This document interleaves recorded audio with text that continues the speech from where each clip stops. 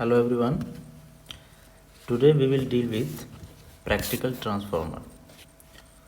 What are the conditions and what are the other phasor diagrams and its equivalent circuit that we will see in this topic. So practical transformer, also called a real transformer.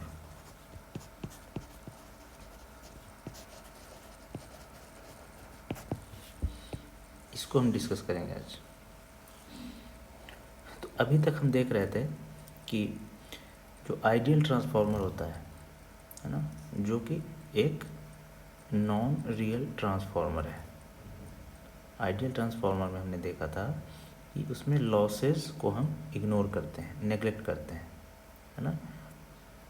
और ये भी हमने उसमें assume किया था कि core में जो फ्लक्स होगा वो पूरा का पूरा फ्लक्स कोर में ही कन्फाइंड होगा, कोई भी फ्लक्स एयर में लीक नहीं करेगा। ये दोनों चीज़ें प्रैक्टिकल ट्रांसफार्मर में वैलिड नहीं है।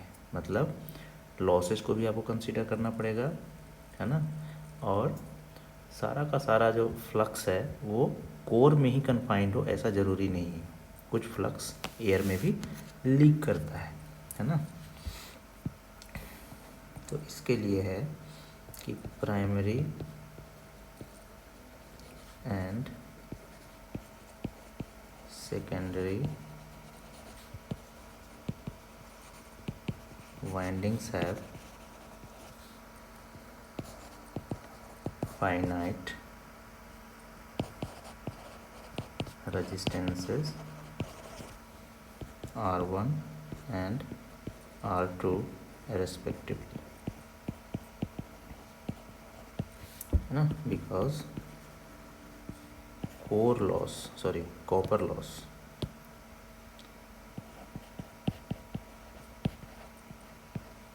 इक्वल टू I स्क्वायर, जो R हम लिखते हैं, is not equal to 0 in this case. ठीक है, तो वाइंडिंग का अपना रेजिस्टेंस इसमें होगा फाइनाइट वैल्यू, और most of the total flux is confined in this core, ठीक है, most of the, not total, and a small amount of flux leaks through air, है ना। ये एयर में लीक भी करता है कुछ। तो अगर हम ट्रांसफार्मर को देखें तो ये है हमारा ट्रांसफार्मर,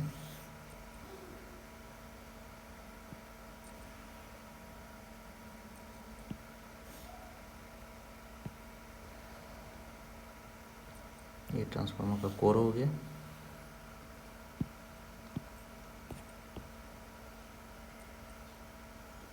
और ये हमारा वाइंडिंग है।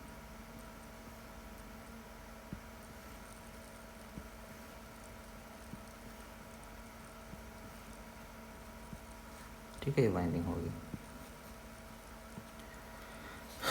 तो इसमें मोस्ट ऑफ द फ्लक्स, है ना, वो तो लाई करेगा इनसाइड द कोर।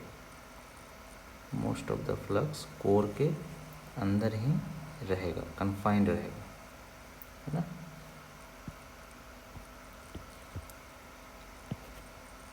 सपोज इसमें करंट ऐसे जा रहा है,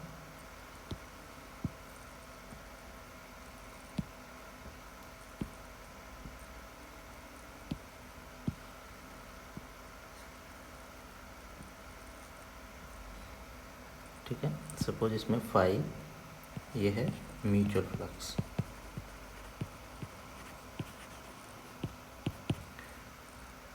सेकेंडरी साइड में भी वाइंडिंग हमारे पास किया हुआ है,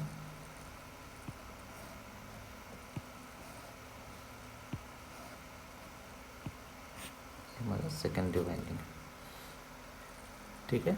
और इधर सप्लाई हमने दे रखा है इसे, ये supply system.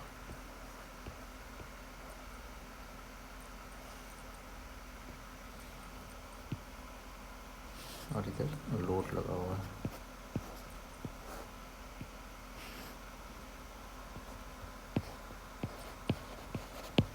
Load,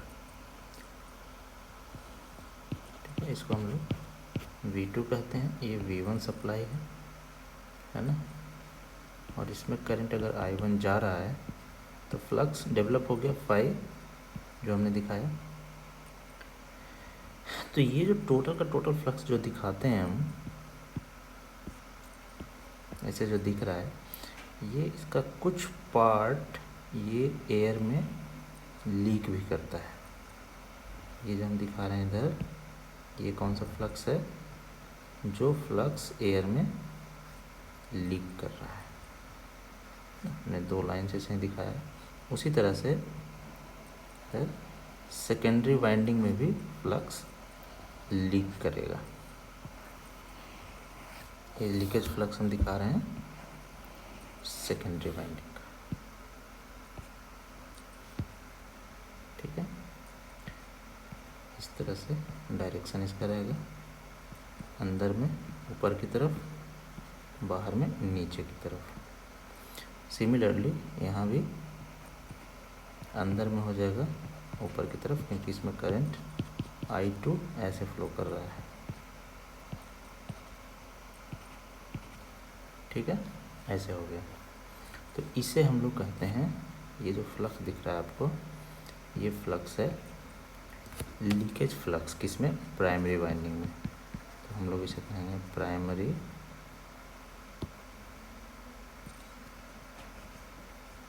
leakage flux, ठीक है। और ये हो जाएगा, ये सब जो फ्लक्स है ये हो जाएगा सेकेंडरी लीकेज फ्लक्स, जिसको हम लोग कहेंगे फाई L2, और ये हो जाएगा फाई L1।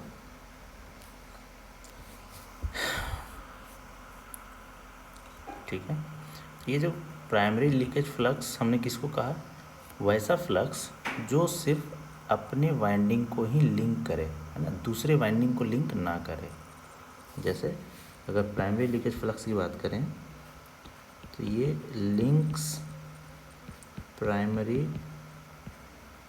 वाइंडिंग ओनली, है ना, सिर्फ प्राइमरी वाइंडिंग को ही ये लिंक कर रहा है। सिमिलरली ये लिंक्स सेकेंडरी वाइंडिंग ओनली, ठीक है।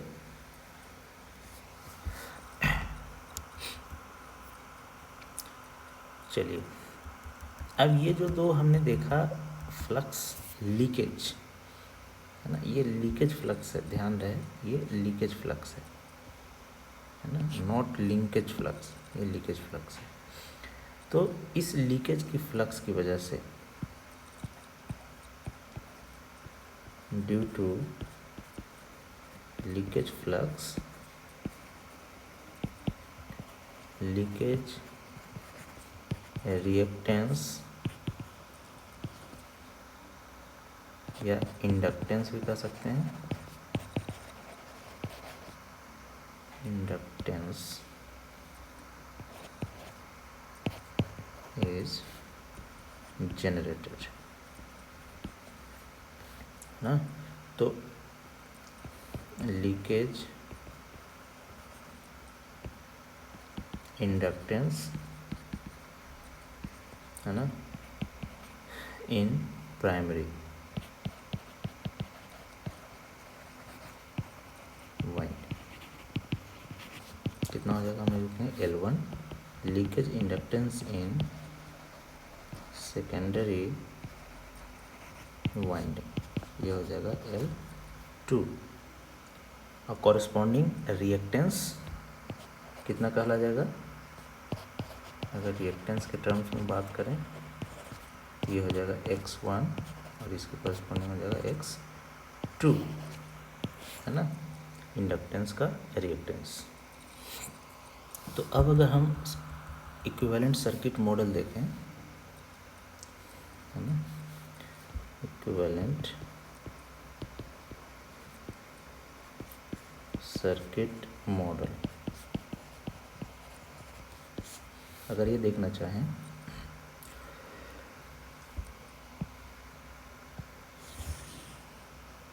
तो हम इसी से देख लेते हैं।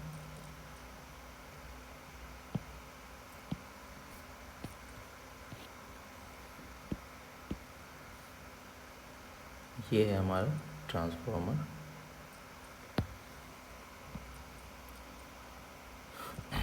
इस वाले पार्ट को हम अभी हटा रहे हैं।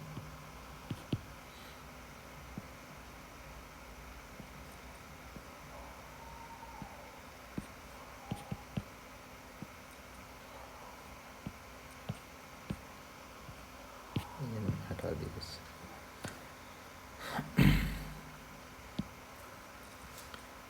ठीक है, और इधर इसको भी हमने हटा दिया टेम्पोरली।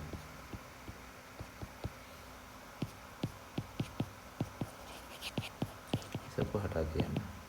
अब इसमें इक्विवेलेंट सर्किट जब बनाएंगे तो इसमें आपको क्या लेना पड़ेगा, resistance of primary winding and reactance of secondary winding, और तब इसमें इस तरह से सप्लाई देंगे आप।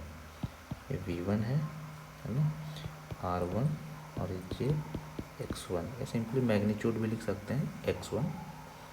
करंट इसमें फ्लो अब कर रहा है I1 और यहाँ पे इंड्यूस्ड EMF E1। ठीक है,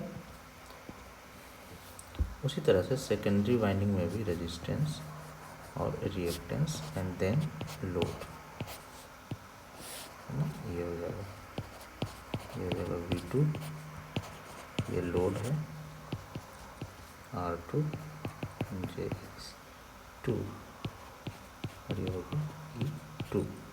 करंट इसमें फ्लो कर रहा है I2। ठीक है, नंबर ऑफ टर्न्स वैसे ही रहेगा जैसे हम दिखाते आए हैं।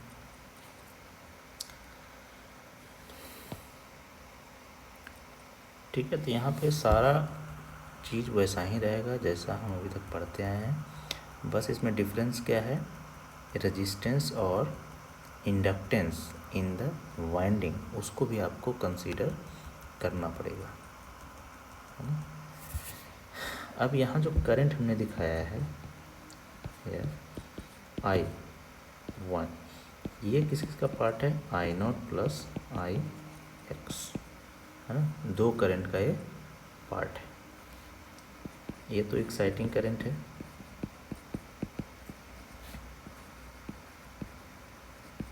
ना, और ये क्या है, ये है extra current drawn from supply to neglect the flux produced due to secondary current, है ना। It means N1 into IX, इसका वैल्यू होना चाहिए N2 इंटू I2, तो IX क्या हो जाएगा, N2 by N1 into I2, और ये हो जाएगा I2 बाई A।